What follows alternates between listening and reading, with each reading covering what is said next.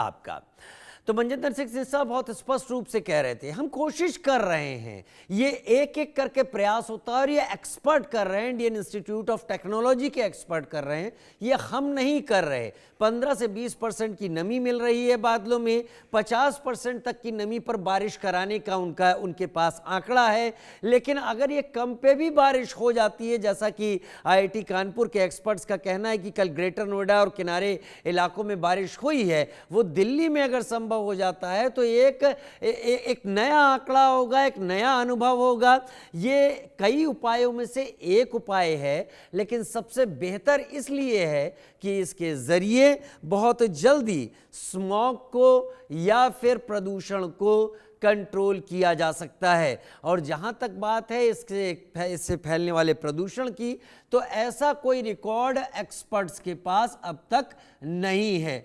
लिहाजा इस cloud seeding के जरिए, जिसमें सोडियम आयोडाइड और दूसरे तमाम तत्व हवा में बादलों के ऊपर गिराए जाते हैं और फिर उनसे जो रिएक्शन होती है, बादलों में नमी के कण भारी होते हैं और फिर बारिश के रूप में नीचे गिरना शुरू होते हैं।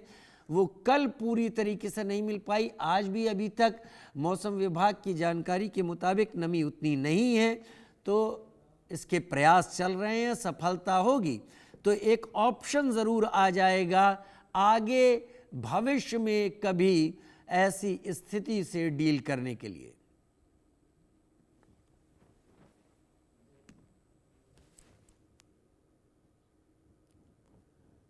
दिल्ली में बादलों और बारिश के ऊपर सियासत ज़बरदस्त तरीके से जारी है।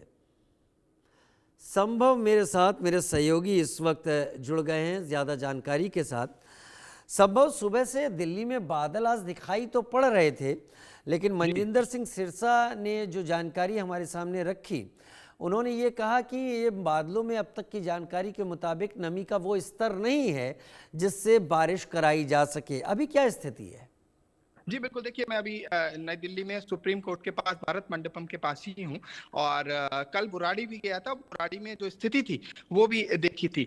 जिस तरह से क्लाउड सीडिंग की जब बात की जाती है तो वो जिस तरह से IIT कानपुर ने बताया है और उसके साथ साथ दिल्ली सरकार के मिनिस्टर्स भी कह रहे हैं, क्लाउड सीडिंग की एक्सरसाइज जो होती है वो हुई है, लेकिन उसके लिए वो कृत्रिम बारिश में बदले, यानी कि आर्टिफिशियल रेन हो, ये एक तरह से कई फैक्टर्स पर निर्भर करता है। और उन फैक्टर्स की अगर हम बात करें तो उसमें एक तो होती है कि ह्यूमिडिटी, जिसे उमस कहते हैं, या हवा में जो नमी, पानी की मात्रा, ये बहुत डिपेंड करती है। इसे ज्योग्राफी की भाषा में रिलेटिव ह्यूमिडिटी कहा जाता है, RH फैक्टर नापा जाता है। और विजिबिलिटी, तो देखिए रिलेटिव ह्यूमिडिटी कुछ बढ़ी हुई है। अब मेरे पीछे भी आप देख सकते हैं आसमान साफ नहीं है, बारिश होने के आसार हैं, लेकिन क्या वो क्लाउड सीडिंग की वजह से होगी, जो AgI सिल्वर ब्रोमाइड का एक मिश्रण छिड़का गया है और उसके अलावा और तमाम केमिकल्स हैं जिससे आर्टिफिशियल रेन कराने की कोशिश की जा रही है। तो क्या वो आर्टिफिशियल रेन में तब्दील होगी या नहीं, ये बड़ी बात है। लेकिन कुछ क्लेम्स ये भी हैं कि नोएडा और ग्रेटर नोएडा के कुछ हिस्से में कल शाम को हल्की बूंदाबांदी देखने को मिली थी, लेकिन हाँ, वो कोई इतने बड़े स्केल पे नहीं थी कि उसे बड़े स्तर पे नापा जा सके।